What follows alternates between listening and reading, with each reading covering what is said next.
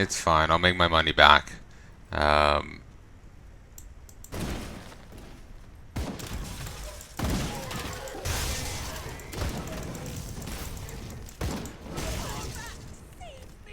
Honey, I'm home. Sorry, honey. I massacred the kids.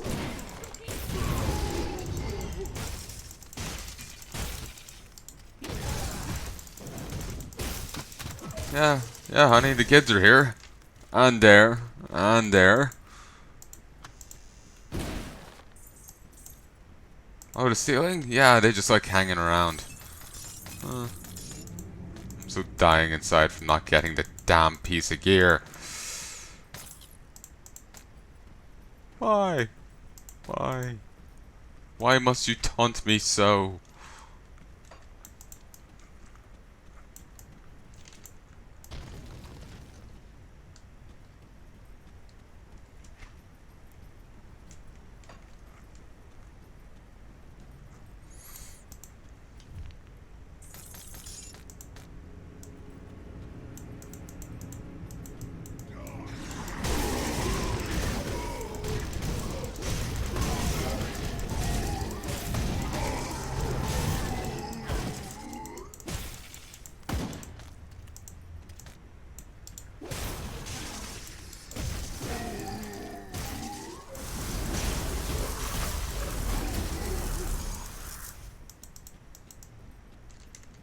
So much money wasted.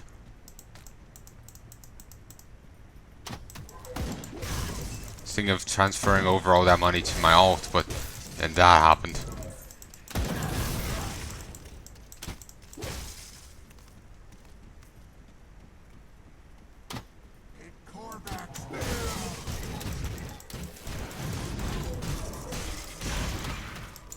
Not sure where they came from.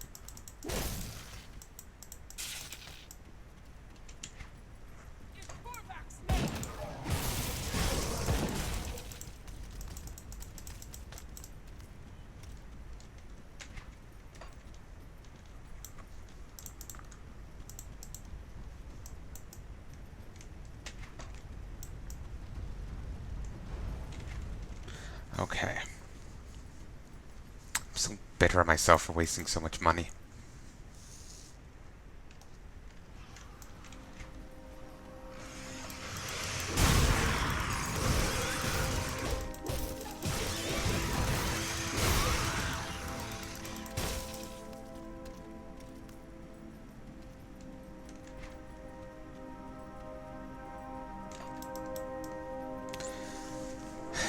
Just flew through it. I didn't realize I was spending as much as I was.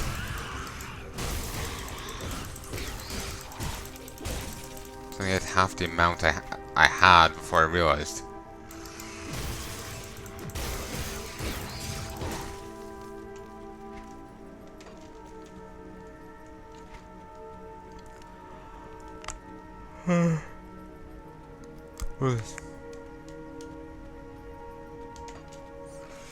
Cracked my jaw there. That rather hurt.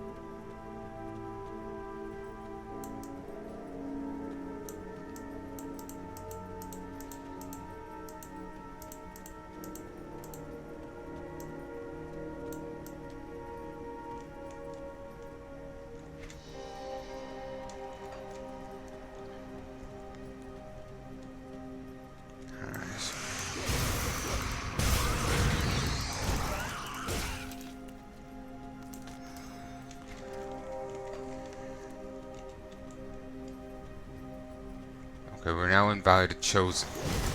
There is someone we're meant to find here. Okay, another note. Wasn't there some people coming here?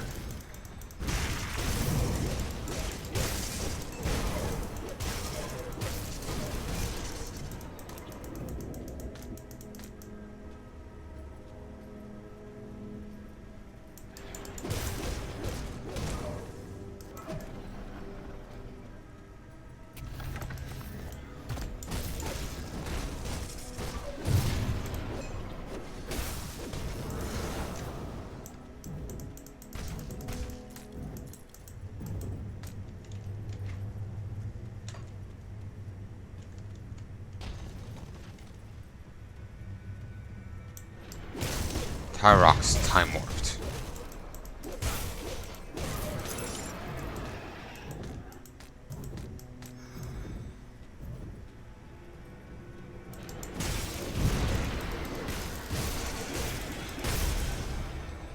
Giant's Wood, rank 10.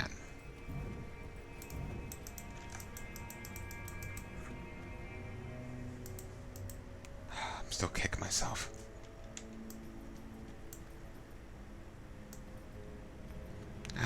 Fuck it.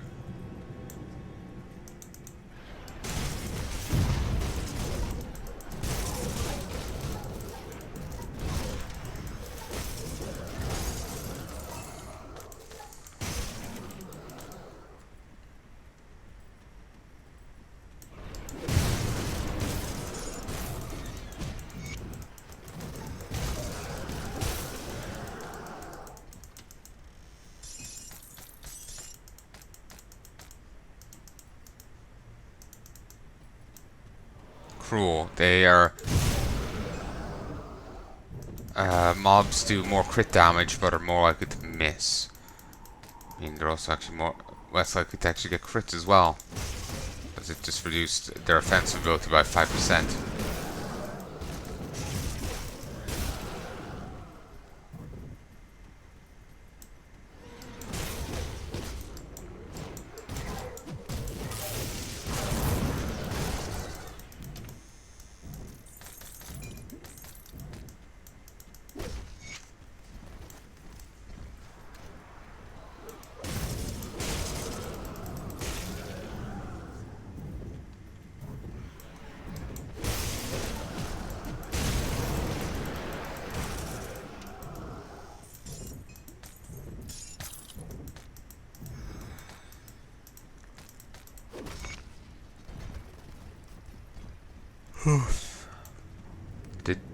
The Dusk Reaper. It's weird, it's like scorpion thing. Oh, that was easy. Signet of Valiance. I have another Valiance thing, I think it's the necklace.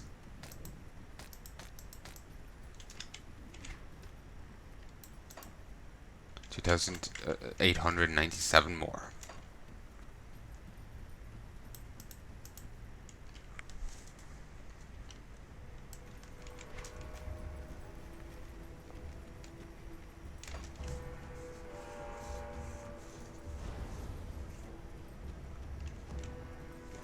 Alright, moving on. What time is it?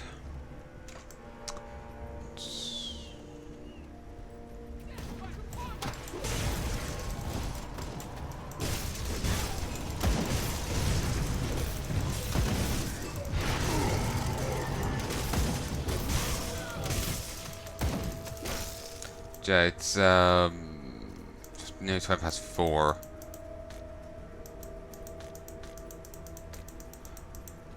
Probably should call it soon. Maybe go record something else. I'm getting a little burnt out on this game. I played a lot of it over the last bit. Plus, I'm anxious about trying a new character. And I'm... Ooh. Miffed over the set thing. I was really hoping it would work out for me, but there's just too goddamn many sets.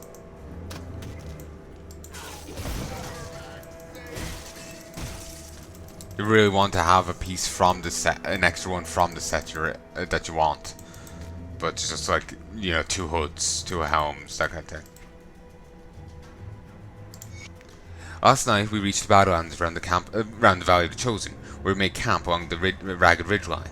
Just over the crest, as far as the eye could see, the harsh volcanic landscape was dotted with tomb entrances and monuments whose golden inlays sparkled in the bright moonlight, all of which were centered along the main corridor of grand burial crypts. It was nearly exhilarating and it was an equally exhilarating and daunting sight.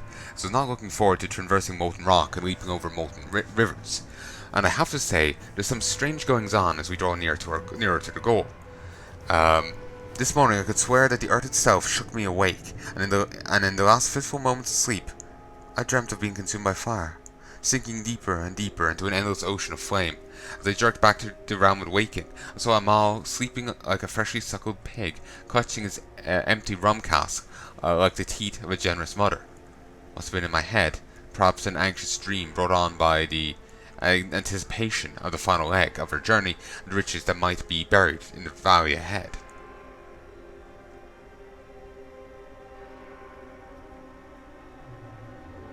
But as we broke camp, I noticed something very peculiar.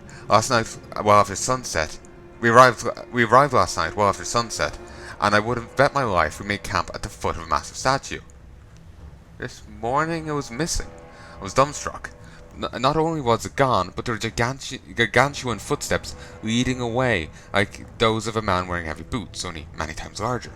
They were deep, and the stride was long, as if the statue had just walked off in the night, or some massive man and slung it over his shoulder and made off with it. When I told Amal, he was surprised at first, then brushed it off. He insisted there was no statue, that the full moon played a cruel trick on me, and I think he saw it too, I'm certain of it, but he's so focused on finding treasure that he won't admit to any distractions. That weren't enough, so we made our way down into... Oh, this wasn't actually too long before we got here. And if that weren't enough, as we made our way down into the valley, I could swear I saw an entire caravan of men and women dressed in long grey robes and heavy armour off in the distance. They were travelling northward along the ridgeline to the next to the tombs, chanting as they went. By the time I got them all to stop gaping at the gold inlay on the temple door we were going to pry open, he missed seeing them entirely. I feel as though I'm losing my mind, but I'm quite positive we're not alone here.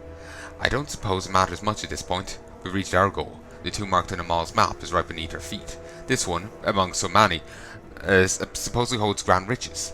Perhaps once we're inside I can breathe easy, away from all the weirdness happening out here. If we can figure out how to get that damn thing open. Oh, whoops, sorry lad. Well, they did us a good thing. They got this Tomb of Nepos open. Oh, ain't that might bit ominous. It's also odd that they weren't attacked by the statue. But then again, there's a note up there. Like was saying, maybe the guy's possessed and set them off.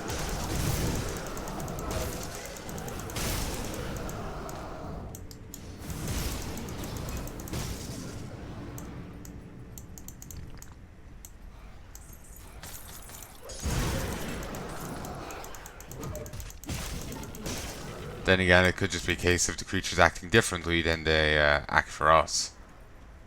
You know, that was a bit easy to see. Though I suppose if we're serving it from, you know, what our character can see, it will be pretty difficult.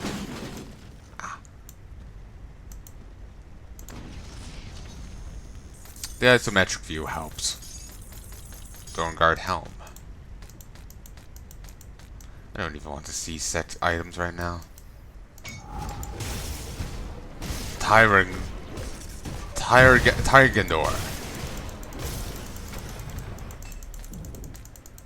I can't play.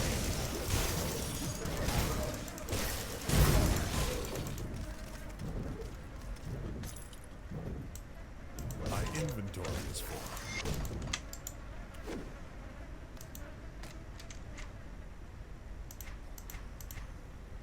Ooh. Oh yeah.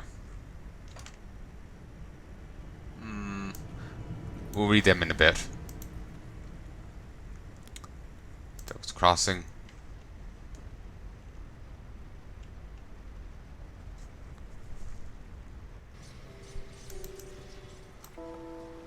Here, splendid. I have some good news. I dare say I may have finally deciphered the mess of notes you brought me from Hargate's laboratory. It may be just the breakthrough we've been looking for. I know nothing about this. Great, what is it? What you see before you is an aether crystal, but not just any crystal. I've attuned it precisely to the specifications within Hargate's notes. Based on what I've uncovered, I may have stumbled upon a way to reverse the energies within the crystal and force it to release all of the tainted energies within. In theory, I should be able to do the same to living tissue. In theory. But let's begin with a simpler experiment, just the crystal itself. Let's give it a try. It appears the crystal was not as stable as I had hoped. Oh dear, there goes another finger. Are you all right? No matter. Look, the crystal has lost its aether hue and is now a magnificent, stable purple. Perhaps it is not the breakthrough we needed, but it is a step in the correct trajectory. With more research and perhaps some gloves, I may be able to reverse ethereal mutations after all. And perhaps some gloves. You know, for a guy who's now down to one finger, I think, on the hand.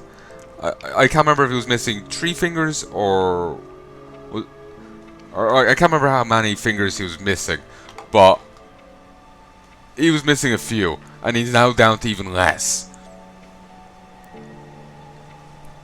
You know, he's quite chipper about it. Got to admire it. Kasparov's gamble, 10,000 XP, got an ethereal mutagen, a viscous aether-infused fluid, that moves violently within the container when the living flesh is near. Let's hope he figures something out. Splendid work in Malmeth. I wish you had brought me some samples of this master of flesh, but I suppose it is for the best that none of his twisted legacy ever see the light of day again. What's left to try with Hargate's formula? I've considered exposing Daila to the effects of the crystal, but she was most unaccommodating. I suppose I'll begin by sneaking a rodent out of Edwin's kitchen, observe the long-term effects of exposure to the crystal's energies, then attempt a reversal. In a contained environment, of course. Uh-huh, of course. But I can understand why she's, unaccommodating. She doesn't want to get fucking mutated. Just don't kill us all. Might have made a second Hargate. So, another month. Come see what's left. Another monster banished from the world, and I'm in the process of creating another one. Oh, that me. I love when I get so much just trash.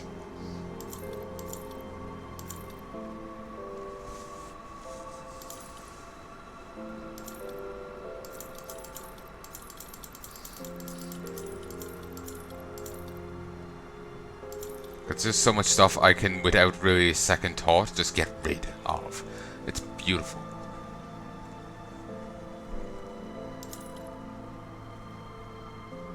The robes are interwoven with stolen powers from Korvac's many foes.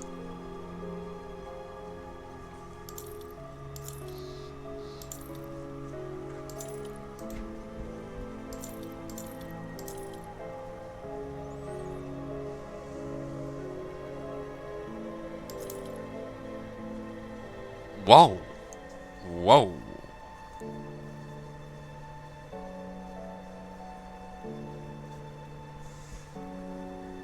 Actually, I'm thinking about it. You know, 50% chance on crit.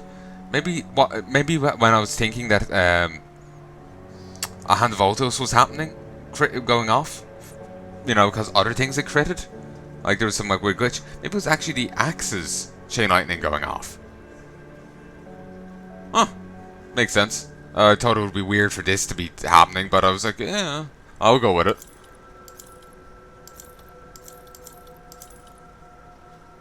You know, I'm down for the game deciding to throw me a bone.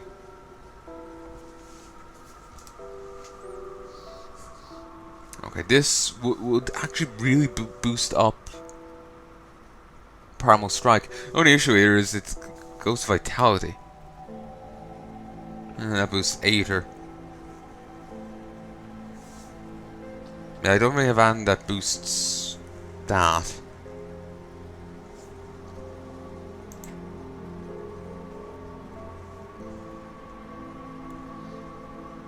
Okay, all these are Storm Halberds and fill just, you know, the role I want.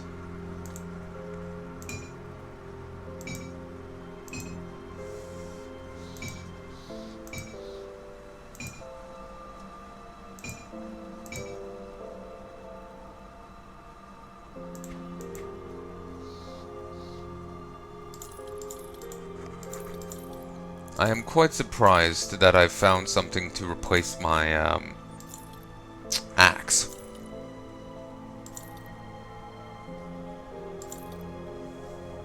Yeah, like I was saying, this seems to be a soldier, shaman, oathkeeper set.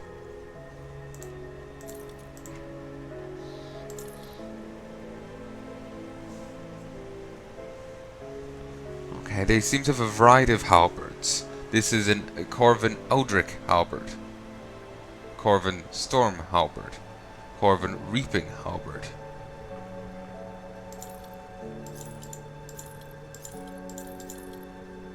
You can tell by the color of the blades what's what.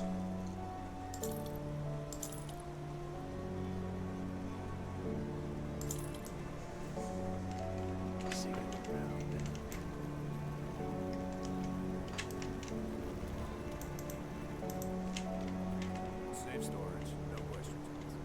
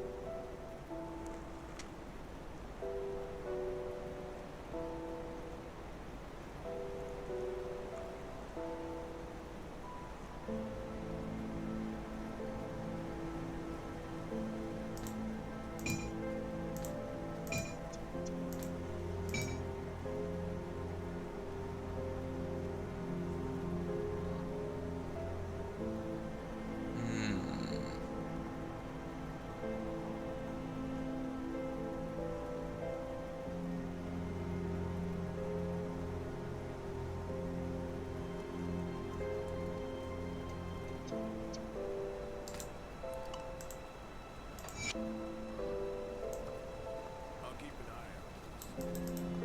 Okay, listeners. Mammoth resistance magic augment. So yeah, the fact that this weapon is better than what I had, despite all the augments I had on, is impressive. Of course, it was going by DPS, but then...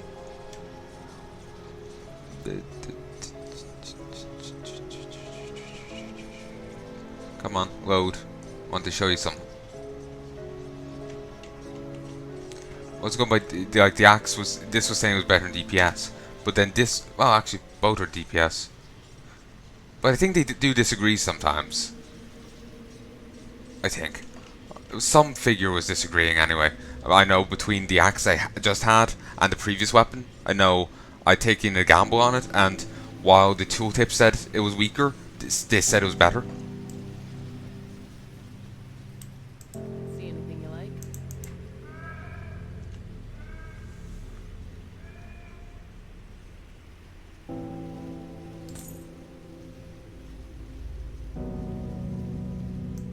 See you around. Whoa, that's a jump. Got something you need stashed? Yes.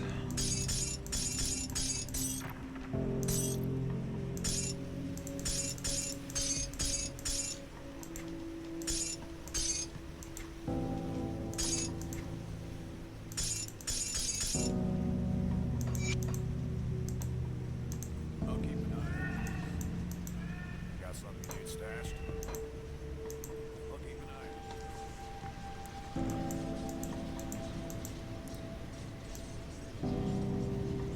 Did I ever spend the devotion point?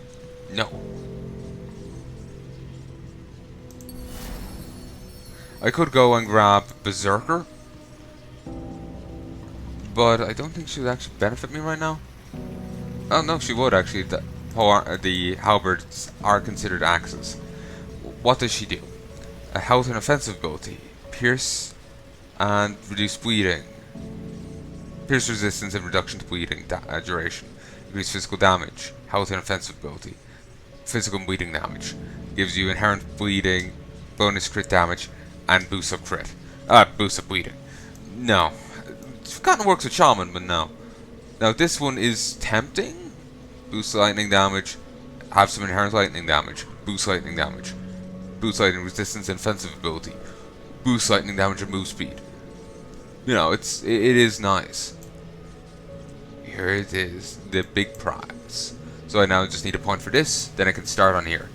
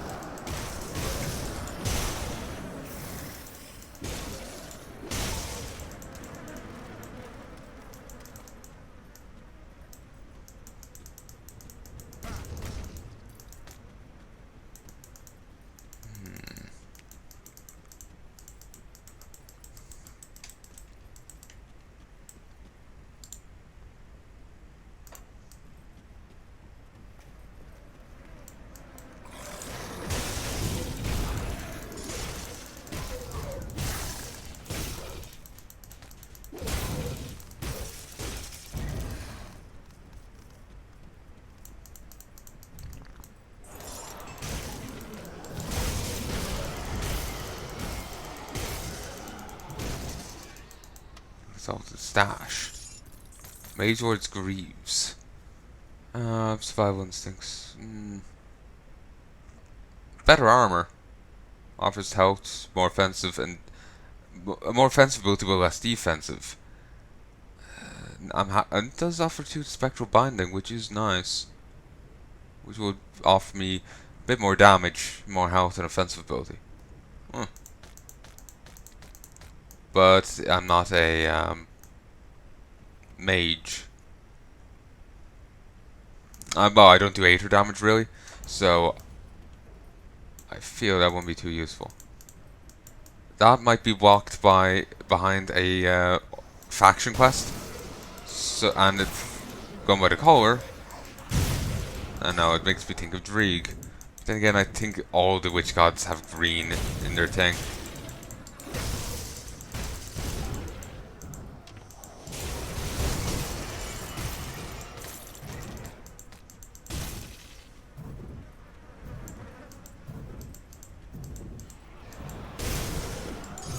Actually, they don't really, do they? But then again, it might necessarily be witch god just Eldritch Realm, you know?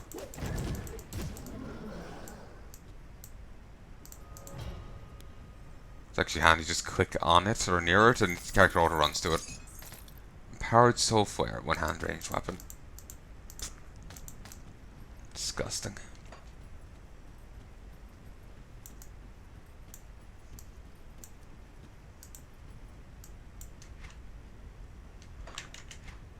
Would like to go that way, but it doesn't seem like I can.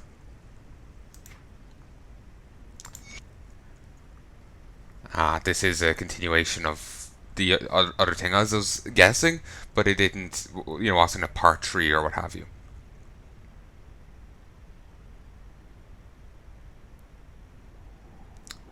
There's nowhere left to go, nowhere to run. I got separated from a mall when a cave-in blocked the passageway into the depths of the tomb. In his typical, unnatural calm, he said to go on. They would meet up again further down.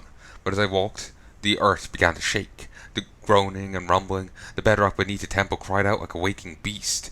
I panicked and began to run, but every step seemed to aggravate the beast further. Made less than 20 feet, for the shaking brought me to my knees, and I continued to scroll, scraping my arms against the jagged stone floor. No concept of where I was going, no plan of escape. With a bone-shattering crack, the floor of the temple opened like a gaping maw, revealing the white-hot river of flame below. I could not imagine the depth of terror that consumed me in that moment as Amal's desperate screams echoed through the passage behind me. I somehow summoned the courage to move and dragged myself away from the searing heat. For a time I cowered there as the tomb shook around me. Its groans and cracks resembled an oppressive voice that called out to me, that called out to all living things from the depths of the fire river that flowed around me. Then, as the shaking subsided, there was calm. I could still hear other cracks and booms in far-off places, but Temple Island was still. Now there is nothing. Nothing but the sizzle and drone of molten earth that now defines the... Now there is nothing. Nothing but the sizzle and drone of the molten earth that now defines the island of solid rock that will be my final resting place. There are no riches, no treasure, only burning debt, and the voice that beckons me into the flames.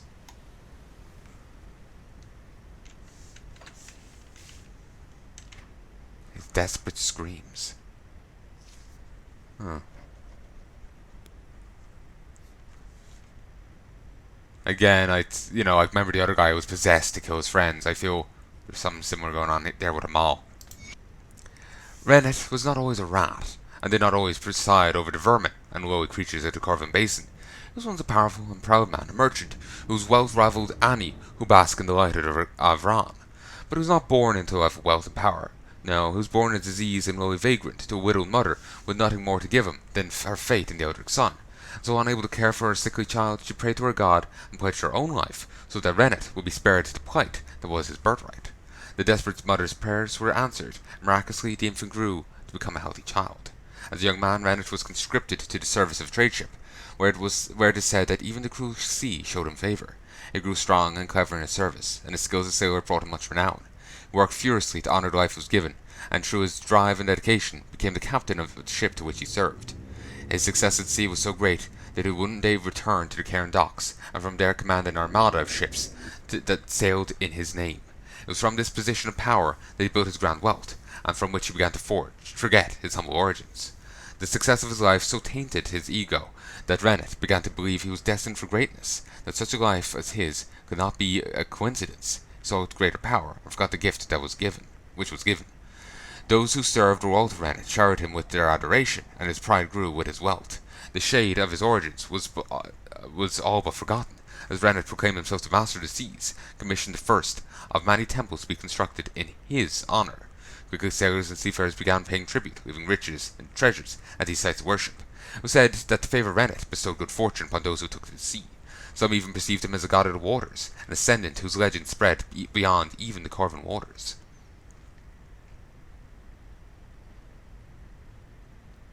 But the grand hubris of Rennet drew the ire of his benefactor, so the Eldritch Sun left his throne, disguising himself as an elderly vagrant so he could walk amongst the people of the Corvin Basin. There he heard the audition for Rennet, listened as the people spoke of the man as he stood among Corvac's chosen. Listened as the people spoke of the man as if he spoke among Corvac's chosen, those few mortals whose service and dedication to the Eldritch Sun had earned them a place aside his throne. This rightfully enraged the divine, and in a disguised form he saw a court with the self-appointed god of the seas.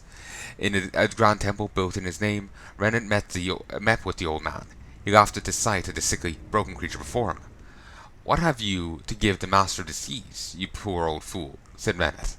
"I've come to remind you of the life you should have lived," the man said meekly. "I am you as you should have been, were it not for the kindness of the Eldritch Sun."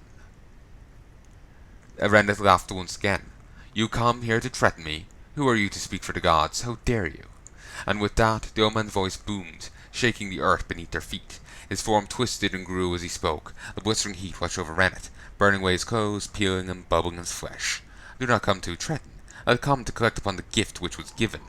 The searing heat cleansed Rennet of his pride, and he cowered before the towering figure. "Forgive me," begged Rennet, "I did not know." "What have you to give me, you poor little creature?" The figure boomed. "My life," cried Rennet. "Indeed, but that is too small a price. No, you shall serve me as the lowest of creatures. You have always been. You will hold court over those who saw you as a god." With those final words, Rennet's body collapsed upon itself, twisting, tearing, and grinding upon itself, till he appeared as a massive, diseased rat. His temples were brought to ruin in an instant, and from the rubble emerged a swarm of rats. All those who had followed the master of the sea, all who had pledged their loyalty to him or begged for his favour, were cursed to live out their days as vile vermin in the service of the rat god. Take heed of the story of Rennet, for all things that we cherish in life are gifts of the Eldritch Sun.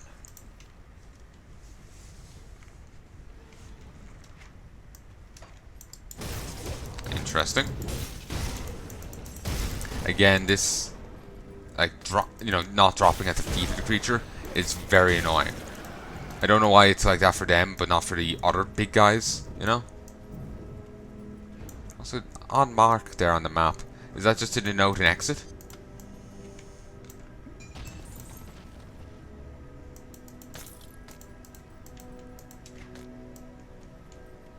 So you can see it here too.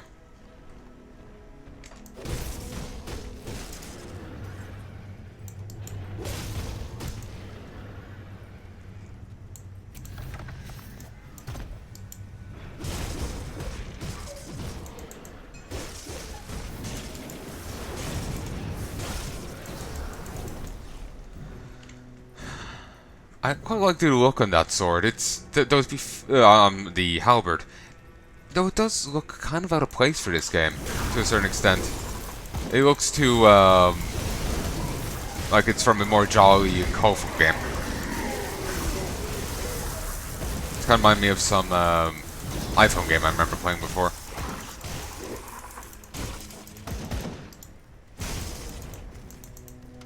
You know, it's more fitting from that. It's my iPhone dungeon crawler.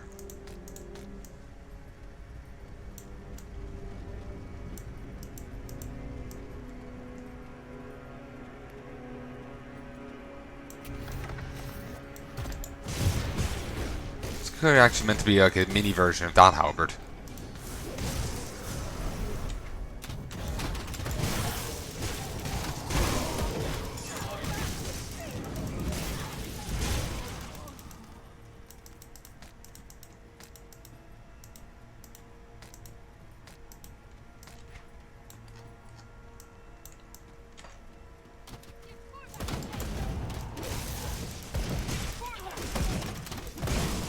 Sadly, despite the appearance of the Order of Death's Vigil at the start there, they didn't really have any other place here in this expansion, nor do they give a damn if you kill Korvac's Chosen. Everything flame tongue.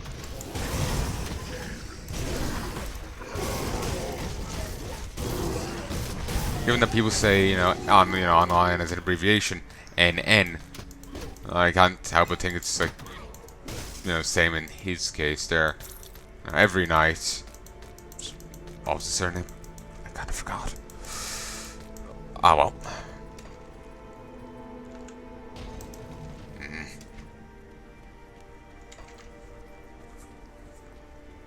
It looks like the perfect point for it, but no.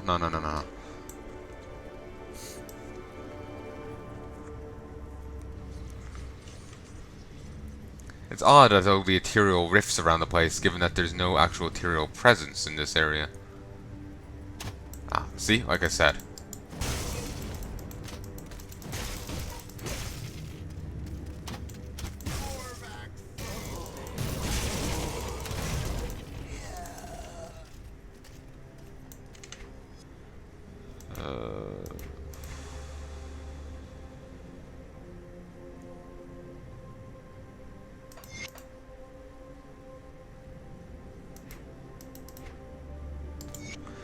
I arrived today at the heart of Corvin City after a grueling 3 days of travel, a journey which began on a high note as we traversed the lush oasis just beyond the walls of the Karen docks. The Corvin capital is something else entirely. The lush stands of palms grace the shores of bubbling streams fed by subterranean springs, which bubble up from the depths with an irrepressible ferocity. In the mists of a stark desert, it is truly a sight to behold. I've been told that this one source provides the cleanest water of to the region. Apparently, an entire class of water merchants exists, with the sole duty of collecting the life-giving nectar from there. I've been told that this one source provides the cleanest of waters to the region.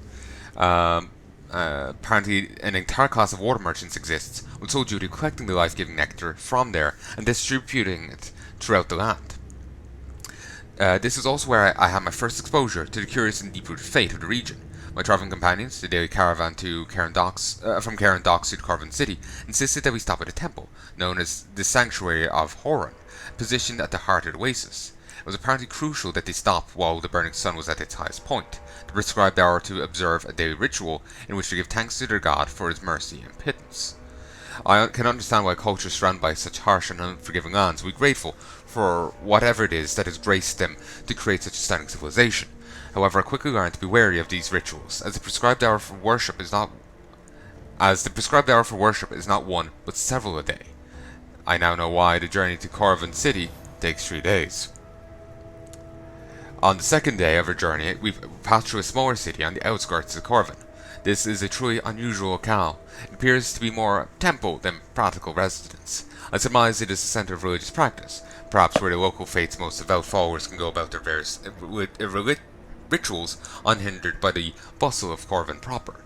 Just beyond the temple city lies a vast network of tombs. I was told by one of the caravan drivers that previous Corvin leaders and powerful devotees of the Corvin faith were buried there, along with countless precious relics. Apparently the valley was chosen as a burial site because the roiling hot blood of their god flows close to the surface there. I suspect there's an ancient magma flow passing on beneath the valley, perhaps the remnants of a long dormant volcano. These revelations are quite curious and worthy of further investigation. I shall hope to learn a great deal more about this faith, its practices and practitioners during my time in Corvin City. Daila. I kind of expected as much. Hello again, my friend. For a moment I thought she was ghostly. I have to say I was not expecting to find you here so from Earl on. My hunt has led me to Corvin Basin. Dravis is close, I can feel it. He'll not evade me this time. It's probably yet again another ultimate only quest. My warder will fuck Dravis up. How did you track Dravis here? Do you remember that flower you got for me? It's native to this region. Very rare bloom indeed. Dravis wanted me to come here. But why? He isn't far though, so I'll be asking him that myself soon enough. At the tip of a blade. What's your plan? The Corvin Basin is a vast region, but Dravis is driven by 2 things: power and her father's head. I suspect he's headed towards what remains of Corvin City. If you find yourself headed there, be careful. Dravis should not be underestimated. I'll keep an eye out. So can we actually fight Dravis? From the sounds of it, yeah, but the rest of this whole thing has been legendary mode only. So I feel probably not.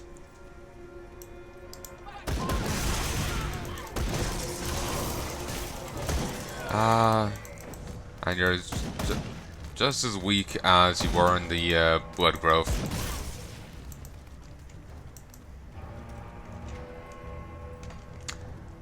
Also, remember that one Sister's Slaughter or whatever? The reason why she was so tanky was she had actually fantastic resistances.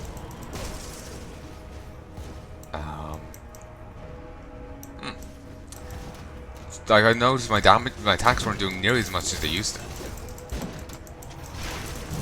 She didn't just have an incredible health bar, you know. Looks actually cool to see this fight in here. Spawn of ATAP.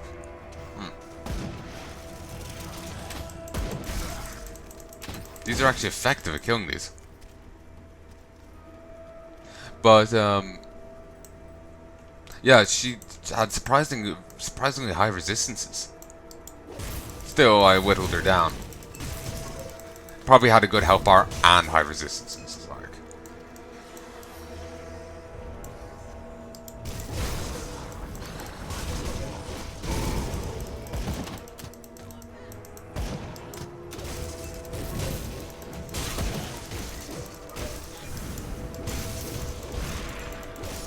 Oh, right in the third entry. It was hidden in a jar. I wonder if it's always that jar, or can they be randomized? On some level, I like to think they'll just appear from like whatever jar they, like if you break a jar, they have a chance of dropping it, kind of thing, you know? That way you don't have to find particular ones. Today was my first day in Corvin City, and I must say I was awestruck by its majesty as I was when I first landed at the Cairn Docks. The focal point of the city is a grand temple dedicated to the Eldritch Sun, Korvac, a deity I am unfamiliar with, but one that dominates the local theology. The temple's majesty is indescribable, seems to dwarf everything in sight, even nearby mountains, and it radiates with such an energy that its heat can be felt even in the midday sun. Even I, a skeptic, find myself in sheer admiration. I've been told that the heat of the temple had dwindled for some years, but has recently rekindled. A cause for celebration and ritual. I suspect it is built on a geological feature, perhaps a volcano or a hot spring of some sort. I would very much wish to gain access to the inside, though, as I discovered by visiting various smaller temples around the city, this is unlikely to happen. The main temple holds particular importance, and entry is strictly prohibited to outsiders. Though it appears to be the focal point of the local faith, Korvac is by no means the only entity worshipped by the Corvan people. There also appear to be lesser gods, whom the people call Ascendants. What that means exactly I'm not clear on, and nobody had a straight answer for me either. So I guess the other guy, he broke the vase and he was drinking heavily. Well, he was probably just an Ascendant, so it would explain why he didn't just smash down through a wall kind of thing, even in a weakened state. Because he was only a demigod. Well, to be honest, a demigod is actually an inaccurate statement, wouldn't it? An Ascendant is something else. Or maybe a demigod could work. Whatever. I just think normally demigod doesn't that imply like half god, as in from birth kind of thing. Like,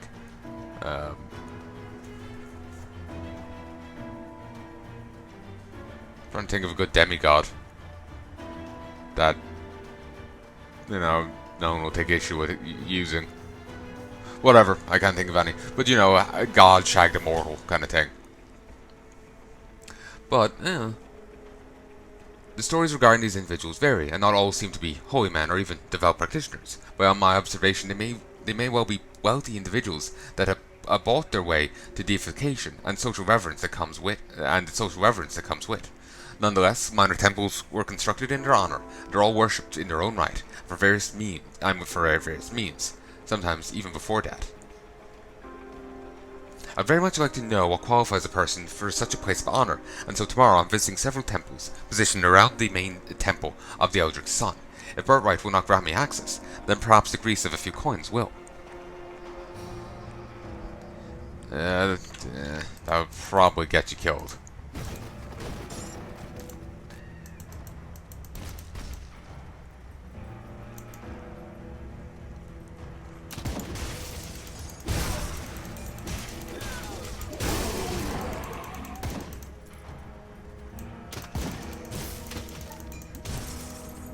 It was actually handy there. I couldn't see the enemy in there, but them shooting me caused them to take damage, so I could see the little ticks floating up. At least it didn't turn into that one time I was playing Skyrim. I kept running up and down the staircase, completely missing the enemy in the shadows at the end. I even ran in around the complex, ran back down, eventually saw the enemy. Guy that just never moved, just kept waiting for me there. I don't know what the temple stewards are thinking. Do they not believe no one will notice, or do they simply not care? But I'm seeing right through their little game. Taxes are rising, to fund temple affairs they say, all the while they spend our hard-earned gold on exotic goods and drink. When I missed a shipment of Varine wine last week, for the second month in a row, I personally made the trip to Karen to inquire with my importer. After a fair bit of coercion and no small amount of coin, he told me that the temple attendant signed the cargo manifest that made off with my wine. I then spoke with a number of other local sellers, and seems they too have been missing product they've been expecting through the Canaan caravan. I do not mean to imply they are appropriating the goods, certainly not. But they are in fact not only paying for our wares, but also bribing importers to keep quiet about their little dealings. A fine waste of our tax money, no doubt. I mean to take this up with the Merchant Guild as soon as possible, and I implore you to do the same. It's time a voice of power in this region ruffle the feathers of a few ordained officials. So they're keeping quiet about the gods' alcoholism, and they're just kind of taking that on the social chin. Oh, that's nice of them, but they really shouldn't enable this habit.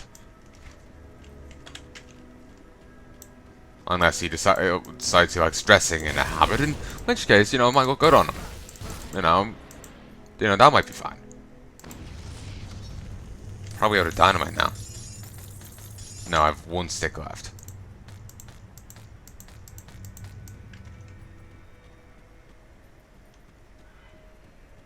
Every so often there's a bark.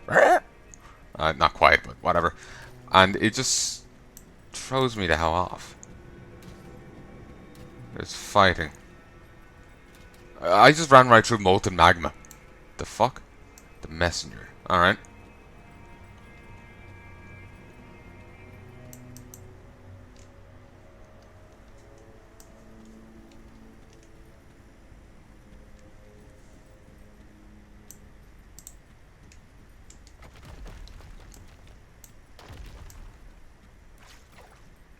just sounds like fucking water. I feel they should have done a unique sound. Okolot, the messenger.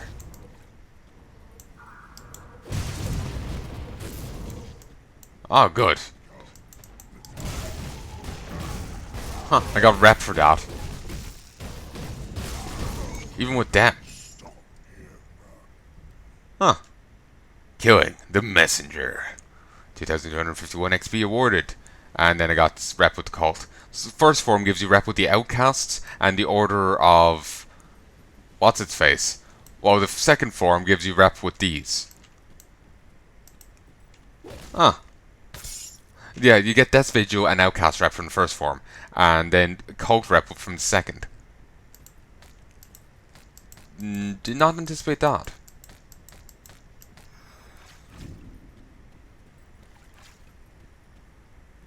Wonder why it was just over here, you know? Is odd.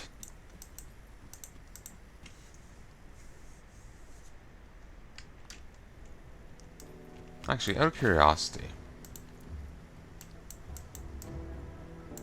would be a nice touch if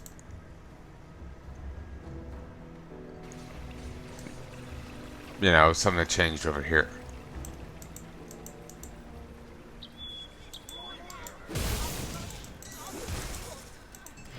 That's the one.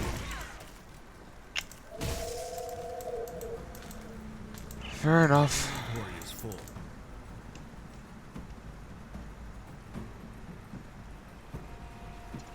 Nearly level 71 now.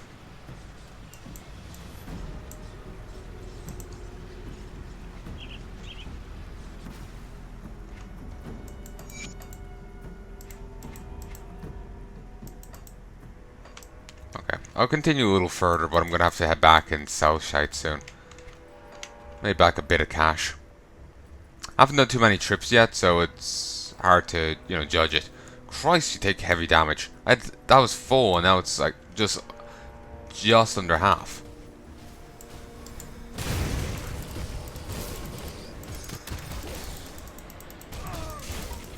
Oh, sorry, just over half, not under. Just over.